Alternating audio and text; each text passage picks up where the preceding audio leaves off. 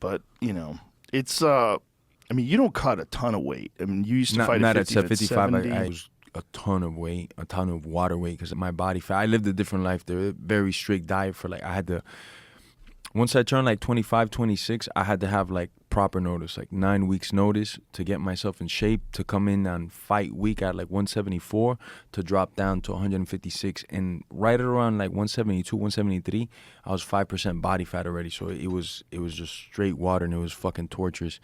And then USADA, when I decided to move up, USADA came in the game and outlawed the IVs for us, right? So I was like, there's no way I can make 155, and that's when I made my move to 70. But it's been phenomenal for you at 70. I think you're better at 70. I really believe because you're just stronger, healthier. I didn't have the pop at 155 after I turned 26, 27, which usually a man loses his strength and power at the end of his career, you know? And it was like a month before the fight, I'd be hurting people in sparring.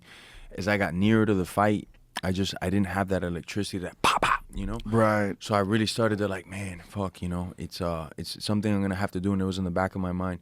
But I would always work out with 70-pounders and like 45-pounders. At American Top Team, we had a lot of standouts at 155, so I would work out with them as well. But I was like, we might have to cross paths, so I didn't make it like my main staple to work out with those guys. So I knew that there was a strength level difference at me at 170, but I knew I could hurt those guys when I touch them, you know, every time. So I knew if I could work on my strength gains and get a little size, I'd be all right at 70. Oh, well, look at the Darren Till knockout. Yes, sir. That was fucking phenomenal. Yes, sir. Yes, sir. Yeah, I mean, I wonder how many fighters are cutting their career short by dehydrating the shit out of themselves. It's rough. You know, when you're young, you get away with it. Always. Your body, you could get run over by a truck and you wake up the next day. But there comes a point where you kind of just lose that, you know. And I don't care how young you are, your chin, once you cut over like 12, 13, 14 pounds of water, your chin and legs take a massive hit, I feel. Yeah, that's why I'm a Pereira who's walks around like 40 pounds heavier than 185. I mean, he's fucking huge. Yeah. But usually the big boys also could have more water to release, you know, the 285 heavyweights.